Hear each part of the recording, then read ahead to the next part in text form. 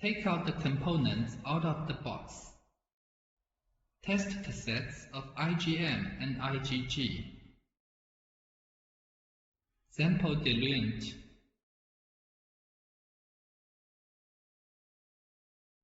Pipette.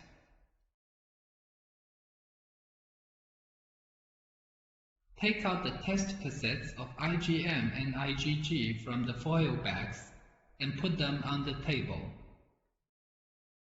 Add 10 microliter serum or plasma sample, or add 20 microliter whole blood sample into the sample well.